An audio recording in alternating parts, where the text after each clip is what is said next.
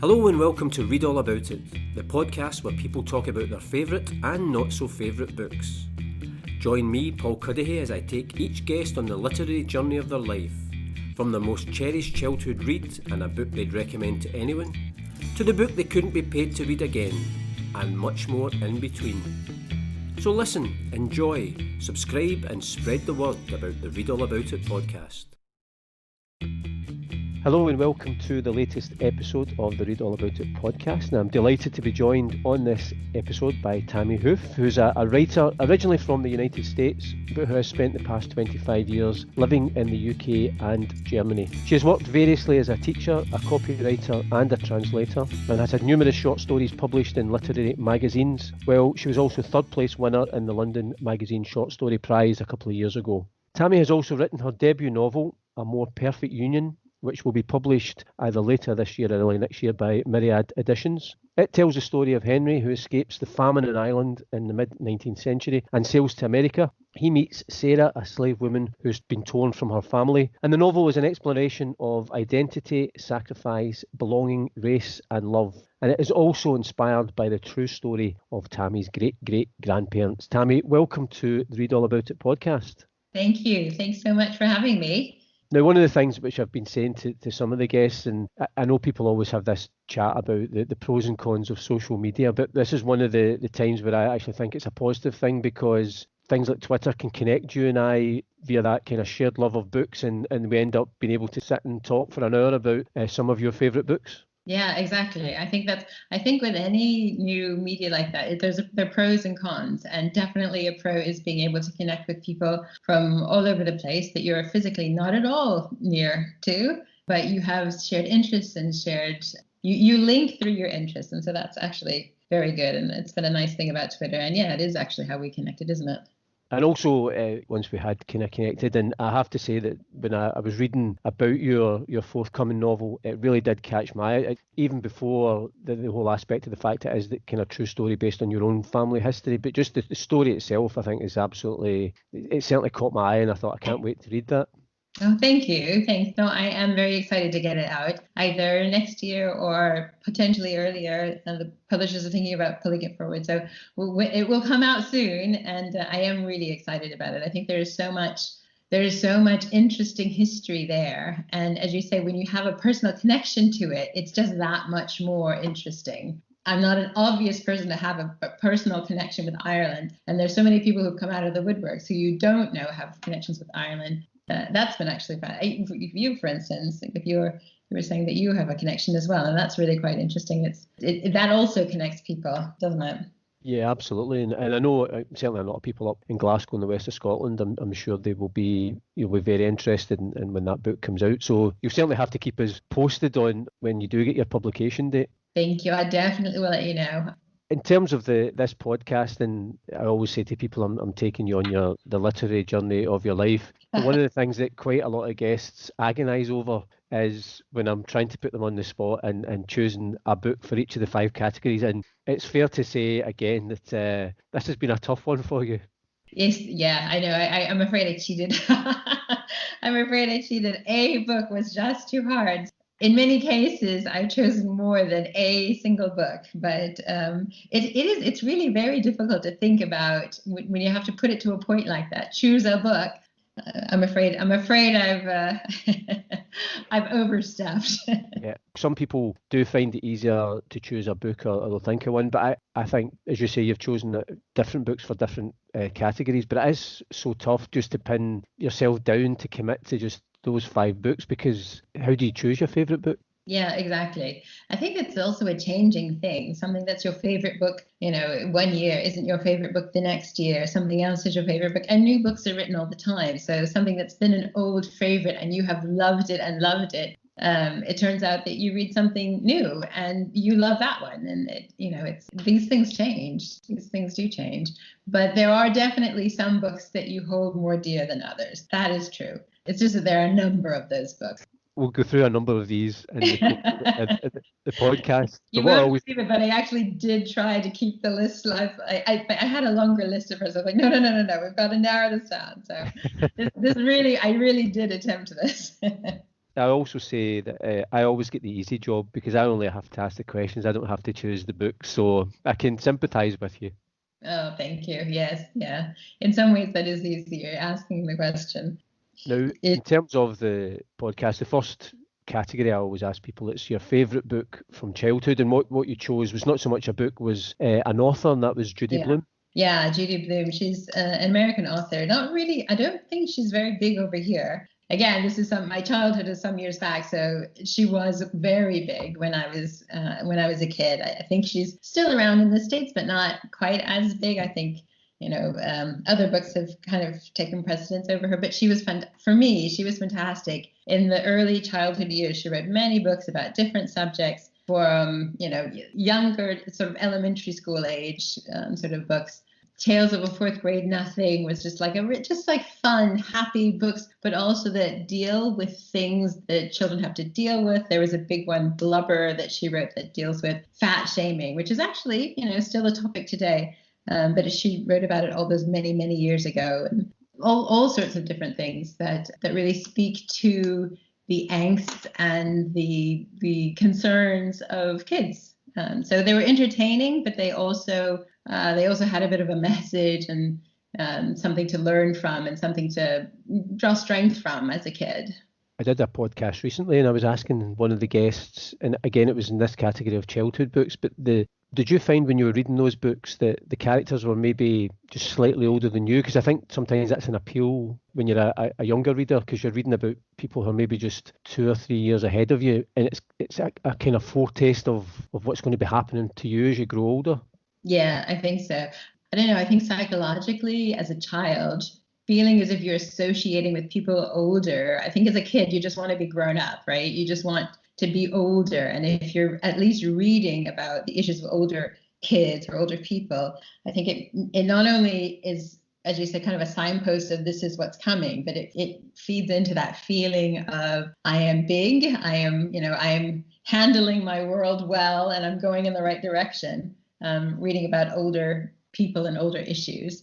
So yes, yeah, I definitely did that. I definitely found that I would read books of characters who were just that little bit older than my reading age. That's interesting. I hadn't really thought about that, but you're right. It is I don't want to say phenomenon. It's maybe not quite that extreme, but it's something that you quite often find, that children gravitate towards characters who are older than they are. Yeah. I mean, obviously, Judy Blume and her novels had a big impact on you, but had you, I guess, from when you learned to read, were you always just a voracious reader and just, wanting to devour books? I was a voracious reader from young. I did love reading, and I read a whole bunch.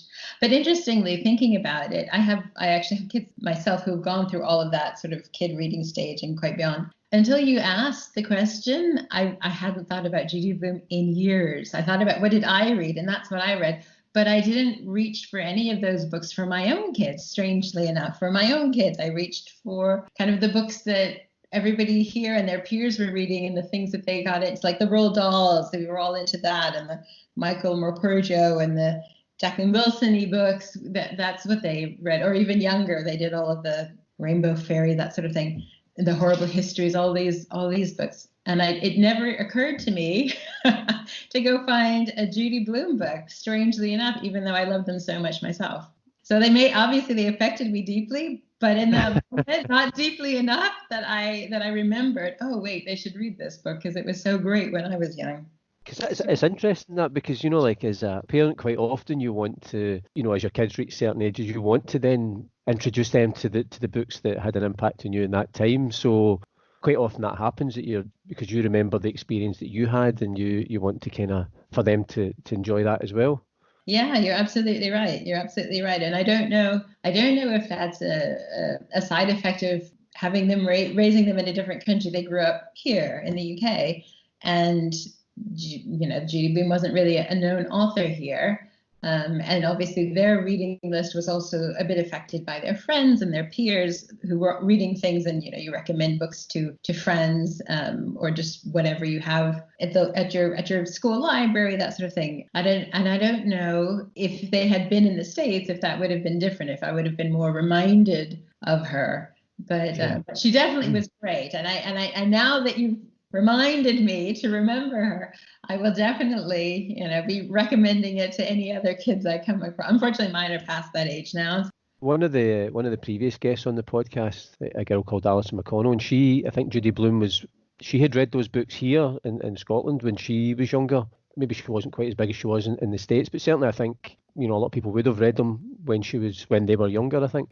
Oh, that's good to know. That's maybe it's also probably just timing, that it's at different times, different authors are active and are writing, and there's that excitement of the new book by. I mean, when the Harry Potter thing, it was like everybody had to be reading Harry Potter. And even though I think people will still read it for many years to come, I don't know if you will get that kind of fervor going on later that existed back when every year there was a new one coming out and there was that whole anticipation for the new book. So maybe it also has something to do with which writers are writing currently, and the new book coming out, which is it's a good thing. You don't want, I suppose you never want reading to be a stagnant thing, or for new writers to feel as if they don't have a space to come out with something new, that the bookshelves are full of all these old writers who've been around for decades. Yeah, I suppose that's a good thing that that my own kids are reading other writers, new writers, living writers. I suppose the other thing is, the other side of the coin of parents sometimes want to recommend books that they enjoyed as childhood, as children, as young readers. Yeah. You want to discover your own authors, you want to discover your own kind of reading path and your own reading identity. So that's why, whether it's a J.K. Rowling or someone else, will suddenly be the most popular, because each new generation wants to discover their own thing. Yeah, I think you're right. I think there is a lot to that. I think there's kind of the zeitgeist of the moment, and the new generation of readers will have a new either type of writing or new type of book that's most interesting to them. And that's probably a good thing. It's every generation gets to have their stamp, which is probably correct.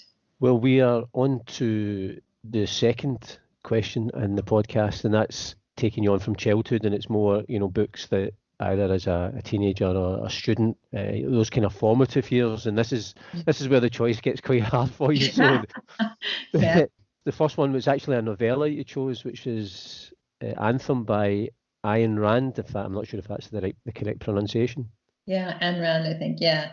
Yes, it was. It was a good one. I don't know if you're familiar with it, but I came across that. I don't know when I came across in those years, in those formative years, and it's just it's a small book. It's a novella, as you say, but it just really blew me away. I think at that point I hadn't read things like 1984, and so this book was the first kind of book like that. I would say it was this dystopian world where everything was kind of not as it should be, and it was very critical of communism and collectivism, and it very much celebrated the individual. And it was this story that was more than a story. It was a story that also was like a cautionary tale against this political system. It was trying to say more than it was saying. The story was itself the story, and was something more. And that was, for me, at that point in my life, that the idea that a story could work so hard and be more than it was, more than just the story, was really, really exciting to me. And how would you have stumbled upon that book? How did you come to find it? I know I didn't read it for school or anything like that. It was just one of those random reads. It might have been like a librarian or something like that who recommended it to me. I know it was recommended to me by someone. I feel as if it was somebody who would have known this book, because it was a little bit more obscure. Yeah. It was recommended to me, and it just really, I loved it from the moment I started reading it. Is that as well a book that you've at any point gone back and read again to see, whether you still enjoy it or whether you have a different perspective on it now?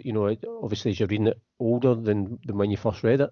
I read it again maybe 15 years ago, so a while back, but still as an adult, as opposed to when I originally read it.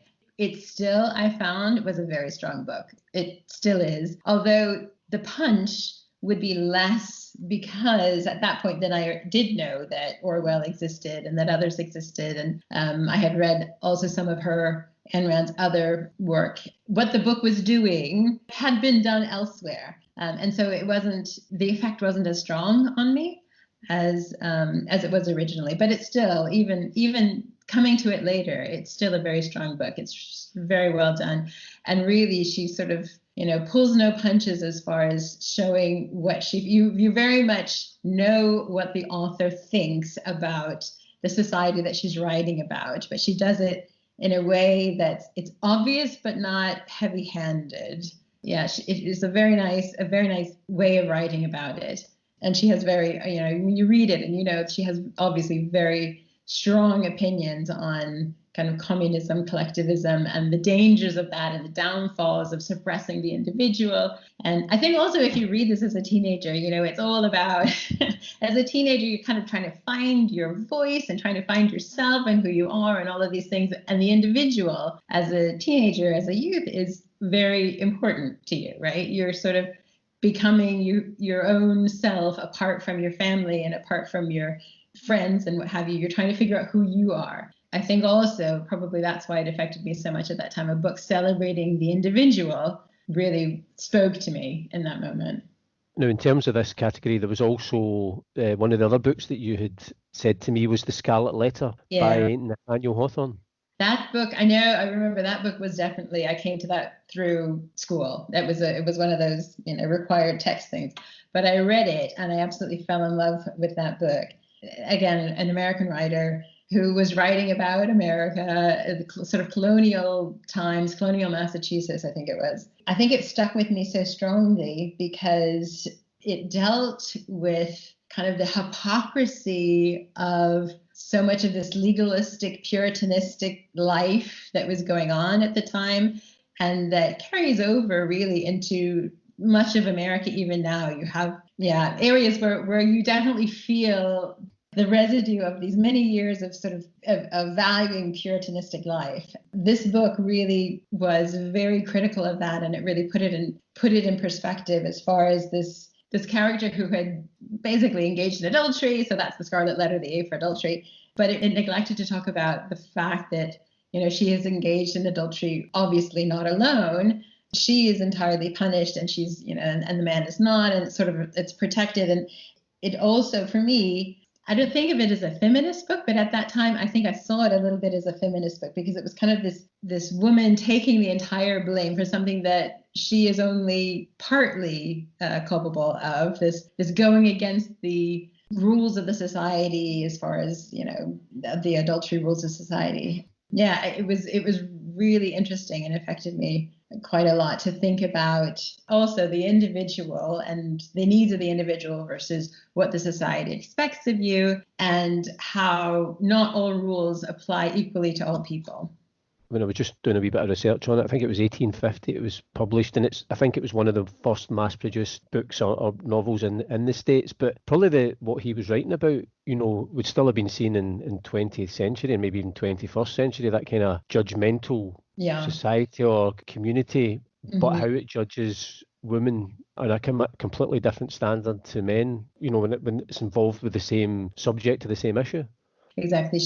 It was very much a shaming. But this whole group guilt thing also is so interesting to me. This idea that we as a society have decided that you, individual woman, has sinned, and we as a society have decided that we will punish you collectively like this. That also is really interesting, because thinking about the power of the individual and allowing an individual to choose her or his own life and own path without society's condemnation of you must do this and you may not do that was really interesting. And then, as you say, yes, the fact that she alone was wearing the A and protecting the man, and also the lack of condemnation of the man in the whole thing. Yeah, that's stuck with me. Really did. And again, it's that formative age, isn't it? It's really interesting, the things that you read in those early, well, not that early, in the teenage, youthful years really do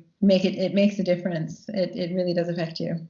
the third book that you'd mentioned for this particular category, and it's a book by Toni Morrison, Beloved.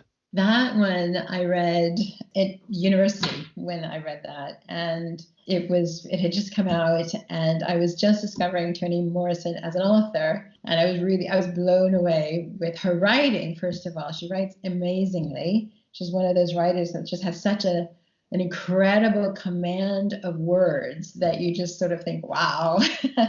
And then also the story blew me away. At that point, I had a very sort of traditional education, and at that point, I hadn't read much on slavery or so. I mean, obviously I knew about slavery, but I hadn't read much on it as far as slave narratives or that sort of thing. The character has come from slavery, so she's no longer a slave, but she has come from slavery. And so when she goes back into kind of remembering those moments, that the main character or various other characters go back to remembering those moments and those times, it's sort of, it's very, it's chilling because it was horrific. And also it was a really different sort of story for me because it's kind of a ghost story, which I wouldn't normally go for kind of a paranormal story, but I read this one and it was absolutely amazing. And I still don't normally go for paranormal stories, but this was absolutely amazing the way that she did it. She dealt with the ghost of this main character, and she sort of weaved her into the story, and it kind of,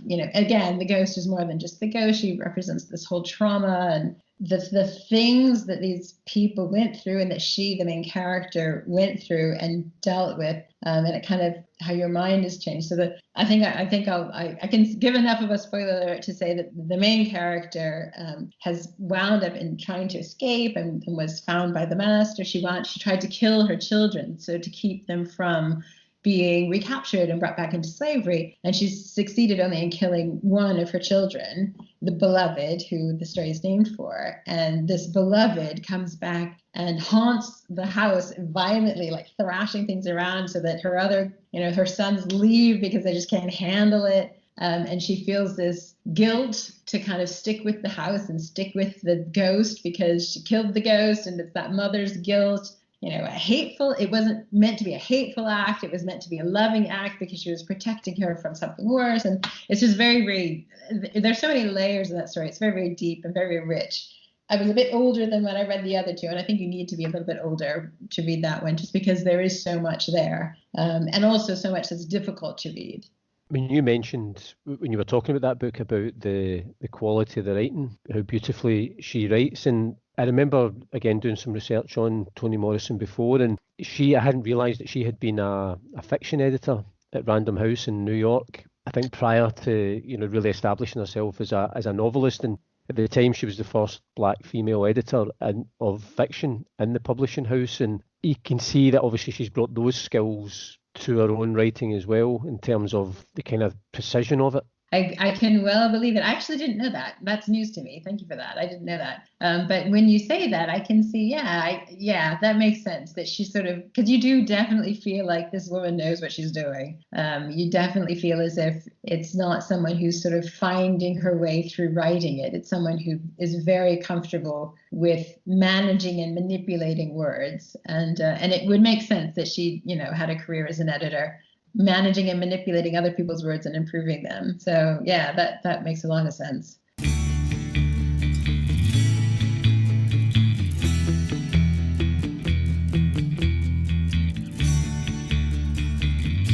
Well, you are listening to the Read All About It podcast with me, Paul Cuddihy, and my guest, Tammye Huf. And Tammye, we're on to the next category, and that is a book that you'd recommend to anyone. And the first of these ones is what you mentioned earlier on about George Orwell, but it's Animal Farm by George Orwell.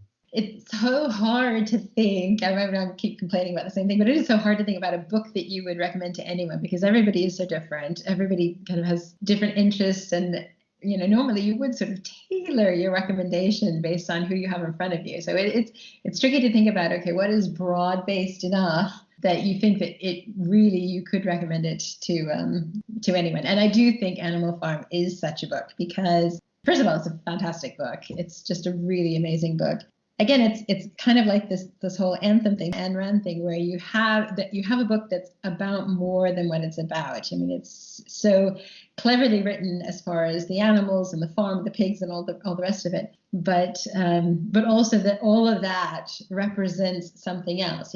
Representing the whole Russian Revolution, and all of it is then a stark criticism of communism and this collective, again, this idea of this collectivism that really it's not an all for one thing at the end of the day, and that how we degrade this wonderful ideal of, oh, we're all in it together and we'll all stick up for each other equally and we'll all just be, so wonderful as a community, fending for each other and sticking up for each other. And in actual point of fact, people don't function like that, or in this case, animals aren't like that and don't function like that. And it's just so brilliantly done, this book. I've read it a couple of times and I always enjoy it. The other book or one of the other books you would recommend is The God of Small Things by Arundhati Roy. I do love that book. I absolutely love that book. I read it when it first came out, somewhere in the 90s, I think it came out, like late 90s. I think it was nominated, or it won the Booker Prize in 97, so... Okay, well, there you go. Yeah, then I read it then. I read it when it won the Booker Prize, and then I read it again a few times, and it's really, she has such mastery of words. Again, really just an amazing writer. The way that she crafts her words, and then the story itself it's incredible. It's talking about, it's set in India and follows these two twins, these fraternal twins, but the things that she observes and the way that she then talks about that is just really, it's very delicate but strong book. I would say. This whole idea, the God of small things. I mean, it's talking about how all of these big things are just seemingly out of the control of these twins in India, and that they're sort of, their only hope left is small things. And if there is a God of small things to sort of help and fix things that could make a difference. And I think that speaks to the experience of so many people who, you oftentimes when you have a situation where you're not necessarily prospering, it can feel as if things are out of control as far as affecting big changes, and then you look to the small changes. And I think it's such a specific book, but I think some of these ideas are actually so universal to so many different cultures, and so many different people, that it just, even though it's based in this small place in India, it feels for me as if it's a global book that really almost anybody could relate to. I'm not sure if you'll be the same as me. I've got like countless books in the house that are on a list of books to read, and that is one of them, because I had started last year, I started a kind of reading project myself where I wanted to basically read through all the Booker Prize winners. And the problem is that since I've started the podcast, I've been kind of sidetracked, because every time I interview someone, I end up with another 2 or 3 book recommendations. So I have to read them, and then it'll be the same after today. I'll have to go and read something that you've recommended, and so I'll get to it eventually. Yes, definitely get to it eventually. I know I'm exactly the same. At some point, somebody had made the comment, what, I think the hobby of buying books is not the same as the hobby of reading books, because you're such a prolific book buyer, and then by the time I get through them, I wish I could read as fast as I can buy, but that doesn't happen. So yeah, it's similar to you. I have shelves of books that I'm getting to, but that's a good thing. Then you have so much to still look forward to. You are never at a loss. And as you say, you're absolutely right. Probably you more than most. You always hear about new books and you think, oh my gosh, that sounds fantastic. I absolutely want to read that. And there you go, another book for your to be read list.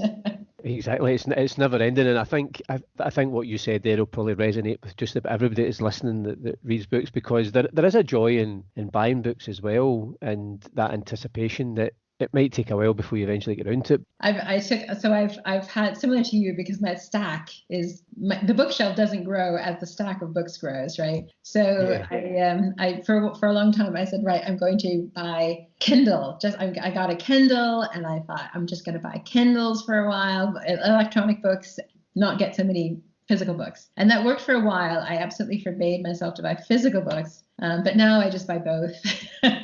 Now I buy Kindle books, I buy physical books. So yeah, it is what it is. This is, everybody has their weakness, and that is mine. The other book that you had mentioned that you wanted to recommend was The Help by Catherine Stockett. It's a more recent one, and I think it just really affected me because it's told in this perspective of these three different characters, and it's quite interesting when you look at how these three different characters are looking at a situation, and that some of the other characters see this differently. It was really, really interesting.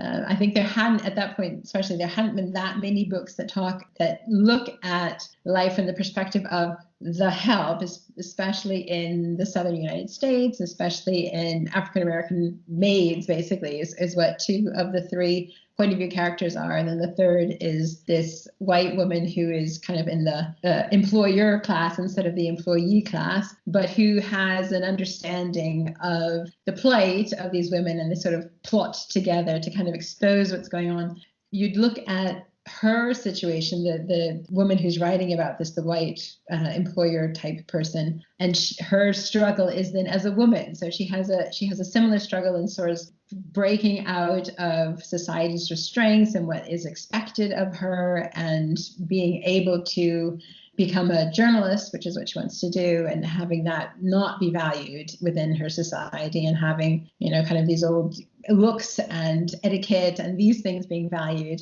and how that's not at all her. And then also that juxtaposing to the even greater struggle of these two African American women who she champions, who help her to write the story and expose these stories, who are fighting against society's things, but also this kind of oppressive society that they are dealing with, and that they kind of have to just sort of grin and bear it. It was a very good book.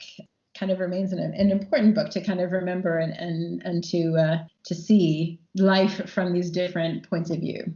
Because obviously a lot of people will be familiar with it from the film that came out more recently, but from a writer's point of view, what encouraged me when I was just reading about it was, I think when she'd first written it took her about 5 years to write, and then over a period of 3 years, I think she was rejected by something like 60 agents, eventually manages to get an agent, get a publisher, and she's now sold over 7 million copies of that book. And I always think for any writer, then that's always that you have to keep that encouragement, because all you need is for one person just to say yes, and if it's the right person, then who knows where your book's going to lead.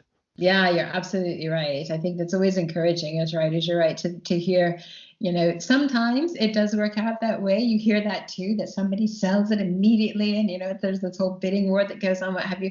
That's certainly not the norm, and it's great to hear about stories of perseverance like that, because goodness me, to send it out and out and out and out and get rejected over and over again, and just keep at it. Well done her. And it is a great book, and it just shows you how subjective it all is, the whole publishing industry and the decision of who gets taken on and who gets published, because as you say, it's done amazingly well. And obviously, any of those others will probably be kicking themselves to not have taken such an exceedingly good selling book. And then also the movie deal, that's also, that's like the holy grail. Absolutely, yeah. The book that then gets picked up for a Hollywood film, that, obviously that's fantastic, and it probably will have increased her readership for people who see the movie and then want to go and pick up the book as well. So she's done fantastically well, and it is an encouragement to remember it also happens like this. The other question I was going to ask you about The Help, and what it reminded me of a bit, not in terms of the novel, but just as a white woman writing about the experience of African American women. It reminded me of, there was controversy recently with the book American Dirt that came out. Yeah. Oprah Winfrey chosen it as her book of the month, and then there was a whole lot of controversy surrounding that book and the subject matter and the author. And is that important, or did Catherine Stockett, was she able to skirt that controversy, but because of the kind of way that she wrote the book?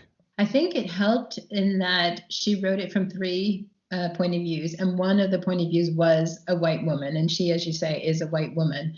And so it was also the story from that perspective. I think she didn't try to just write the story of African American women as a non-African American woman. I have to admit, I have not yet read American Dirt, but as I understand it, that yeah, it's from the point of view of a Mexican woman when the writer isn't at all a Mexican woman. But I think, yes, for the help, it definitely helps that the white woman is one of the main point of view characters. I think there is definitely in publishing a lot of room for more books from the perspective of underrepresented groups, written by people of underrepresented groups. I think the publishing industry is becoming aware that they have been remiss as far as seeking out those titles, or being open to not even seeking out, but we're just really being open to publishing those titles. Because as you say, she had to flag it to 60 different people until she found a yes. And I'm sure there will be other books of that vein that would be flagged to even more, before someone says yes. So I think I personally don't have a problem with her representing voices that are not her own, because she also represents her own voice. It's not like I don't feel as if it's like she's trying to take over the voices of someone else, but she's trying to, speak from a broader perspective, kind of in the way that if any of us write a book and we have a character who is not from our background, I think as writers we can't be, we can't not allow ourselves to write characters who are not from our background. I read American Dirt, so I'm just reading that as a novel. I couldn't comment on from perspective of people who would criticize it, because I wouldn't come from that kind of community or that background or that ethnicity. So I just read it simply as a novel, but being aware of the controversy surrounding it, and then read a few articles of people and why they were criticizing it, and some of the valid criticisms that they might have had about it. So it was quite interesting to have read the novel and then look at how people were judging it.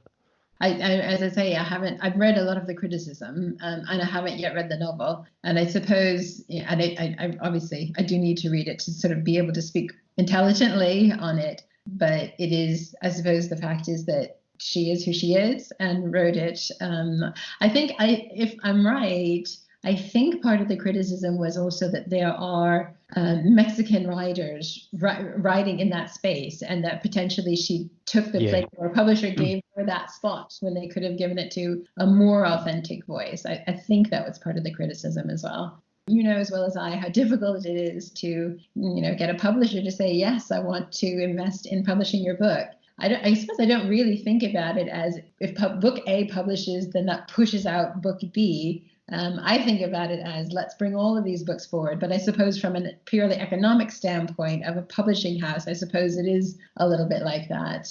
And that kind of is the criticism that I was hearing about it. Well, we have gone from books that you would recommend to anyone to a book that you couldn't be paid to read again. And you had one book and one choice for this one, and that's Ulysses by James Joyce. No, thank you. Do you know what? Here's the thing. I have to be completely honest. I mean, I know everybody who's in books knows it's supposed to be a fantastic book, and it's this amazing work of literature, and it's kind of a must-read literary masterpiece. And I accept that might be true, but for me, it's just so difficult to get through it. I find it so hard. To read. And I've got to admit, I never completely finished the book. So many times I used to pick it up and I think, right, I am going to finish this now, and I don't, and I haven't, and I still to this day have not read it all the way through. And that is a huge critique on my part. I probably should be a better, student of literature, but I am not. I have to confess that I have never read it.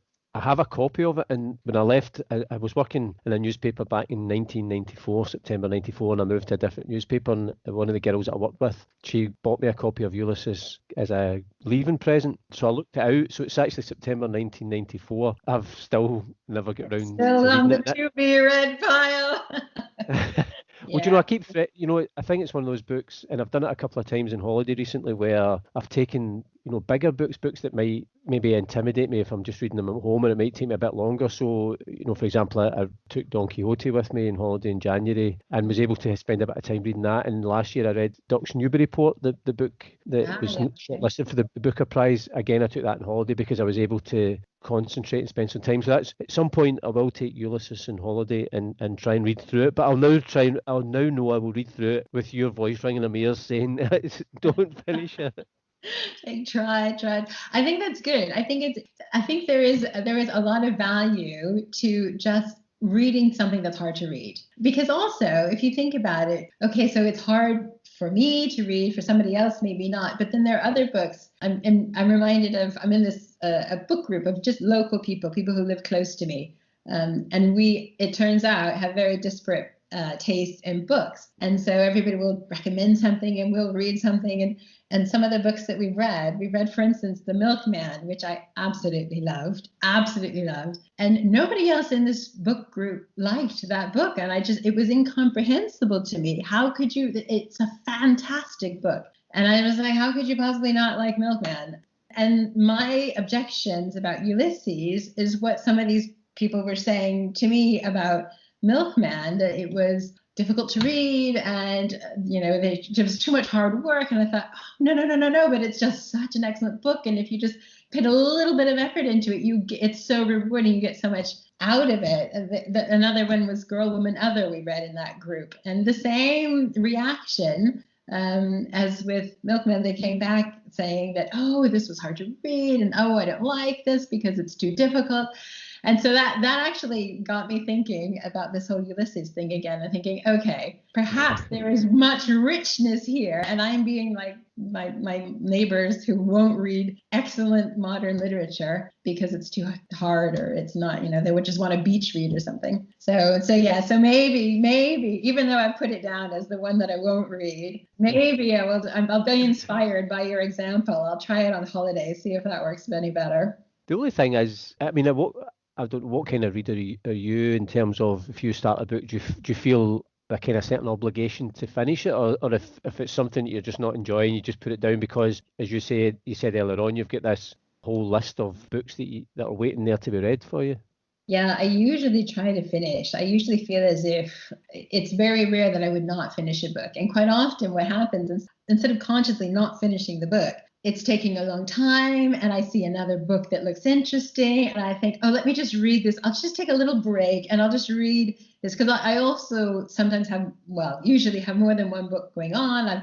I'm reading a physical book, and then I'm reading a Kindle book, and then so I'll take a break, keep taking a break, and then I'll have breaks for so long that I've put the book down.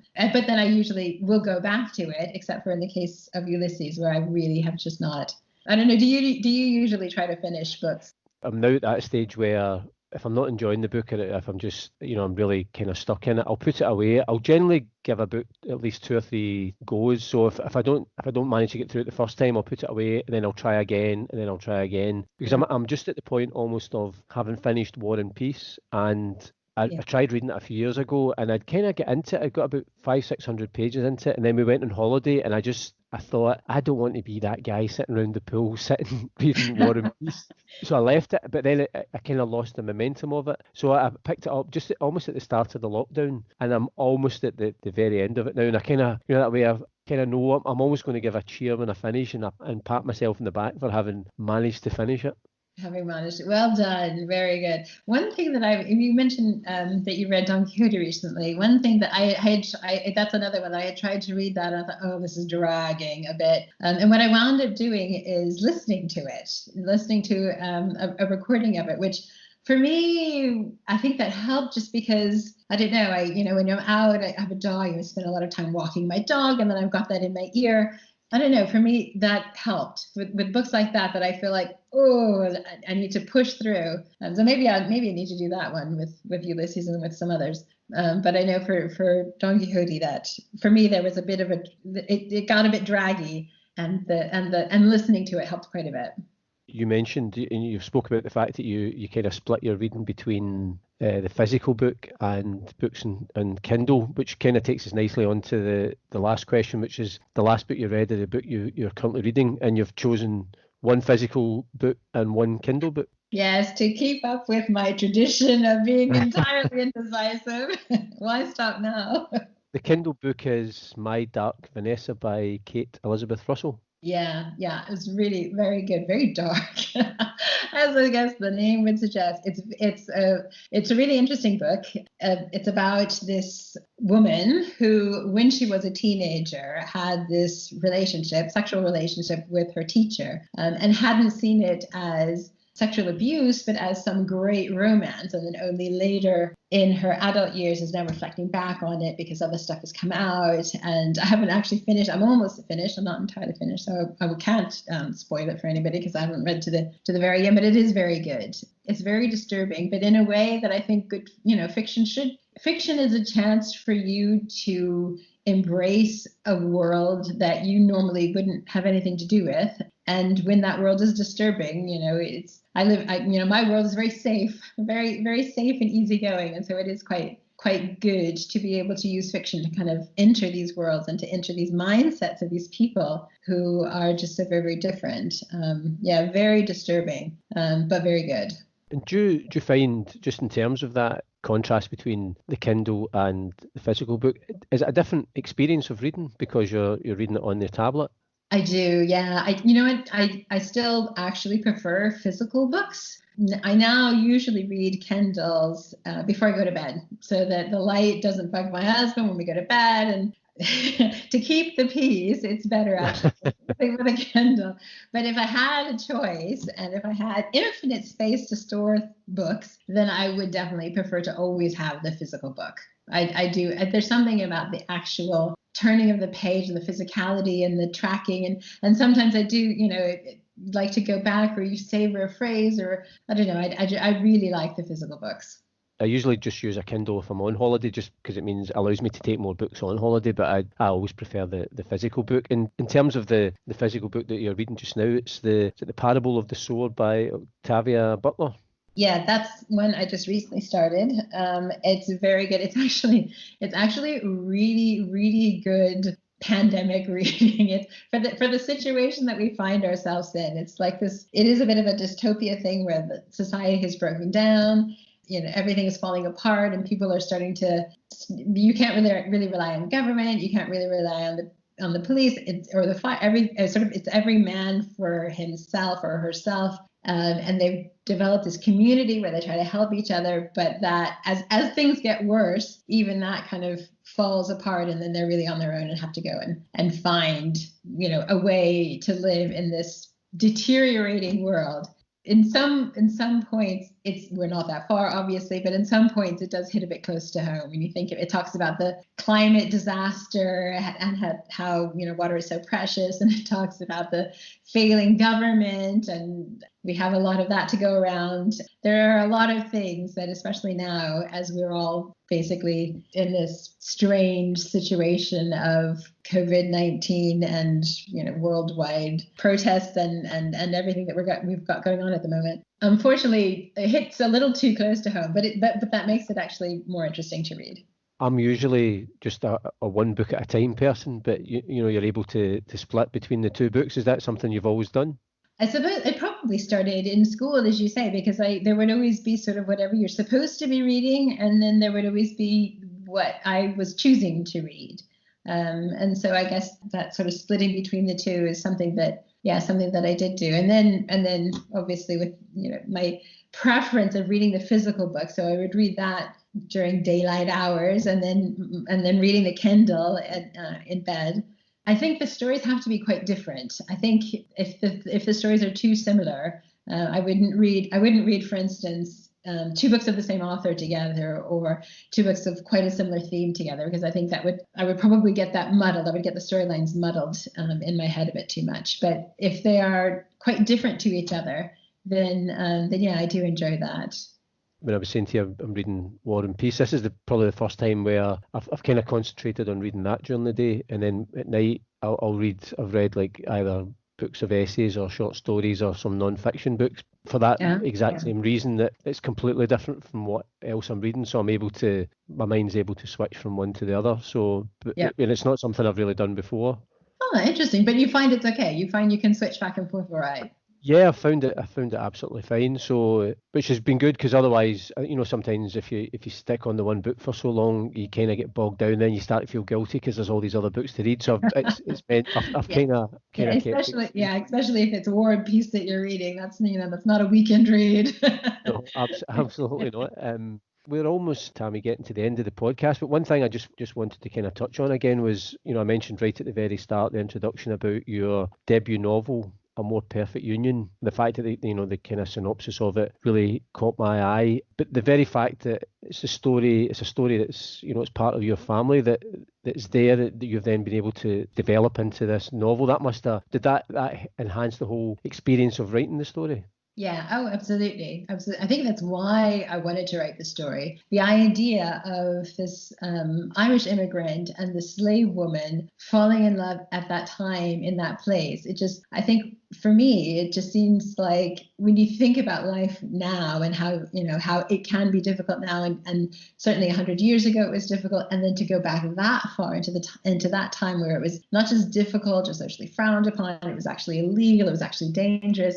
I just think about how much those two people must have loved each other to actually go through what they had to go through. And so the fact that it happened, and the fact that it happened to my ancestors, certainly was a great motivation to want to explore that further. And obviously, I mean, it's not a historical representation of their life. It is a fiction novel, but it's based and rooted on that core of their relationship in this really, really bizarre set of circumstances as far as being able to come together, and despite the odds, really despite the odds in this case. Because it must be, I'm guessing that then even for obviously for you writing the novel, but then for like your kids to, as you say, although it's a story of fiction, it's rooted in truth and in the story of their family roots as well, and that'll be nice for them to read that. Yeah, oh, absolutely. Yeah, they're definitely interested and excited about it. And I think also, I think that we as just people, as a society, are becoming more and more interested in our roots and in where we come from and our history. The whole ancestry.com and tracing your lineage and finding out all of these things about where you came from is something that's really interesting to all of us at the moment. I think it hasn't necessarily been so interesting for past generations, but for us, yeah, it's something that we're very interested in. And I think the more that you get in touch with where you have been, I think you can, and who your ancestors have been and where you've come from. I think it does help you understand who you are today much more. And so yeah, so I think for my family, certainly definitely interested in learning about it. I was interested in learning about it and learning more about also what life was like at that time. So it's one thing to know the story, oh, came from Ireland, or oh, was once a slave. But then once you start looking into that and you look into, oh, what did that actually mean? We say Irish famine. Everybody knows there was an Irish famine. But to look into what did that actually mean for the people living there, that the famine, it wasn't just a famine, it was famine. It was the crops failing after failing year after year, and then the politics behind it, and all these things that come together that I mean, I personally was never taught that in school, and I hadn't looked into the history of it myself thoroughly until doing the research for this book. And similarly with the slave situation, of course there were slaves, of course that this happened, but then to look into it thoroughly and to see, oh my goodness, this is what that would have looked like. These are some of the things and the implications of all of these things. That was entirely fascinating. And I think it's important to know these things when that is a part of, your history and where you've come from. Again, you touched on it earlier on. As a writer, you know how difficult it is, to try and get an agent, to get a publisher. So I'm guessing there must be a real level of excitement that all that hard work that you put in, all the research, all the writing, is going to come to fruition with your debut novel. Absolutely. Yes, there is a lot of excitement for me. My family is very much cheering me on in the background.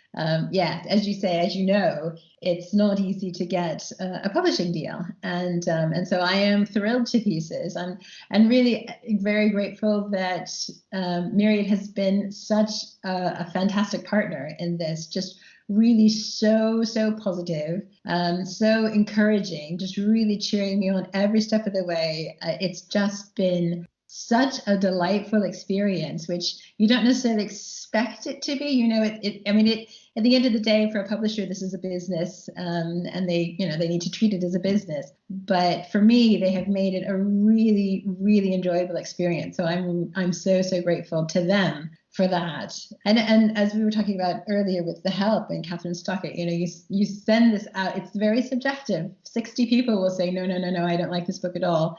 And then one person says, yes, I love the book and really love it. And if you have somebody who really loves your book, and I feel from Myriad that they really love it, you feel as if that they're going to be really behind you and alongside you, pushing the book forward and doing everything that they can do for it and for you. So that's exciting for me as well. Excellent. And I've said to you before, I think the story sounds incredible. So I can't wait to add it to my to be read list. Fantastic. Well, I will let you know how I get on with yours, and you'll let me know how you get on with mine. How's that? Why don't we just decide just now? We'll just say nice things about each other's books. That sounds good. Well, sadly, we are almost out of time for the podcast. If anybody wants to find out and check out Tammye's book selections, you go to my website, www.paulcuddihy.com. Every guest on the podcast has their own page, but I've just listed all the book choices under each of the categories. I think it's fair to say, Tammye, you have given people plenty of book recommendations today, including me. That's good.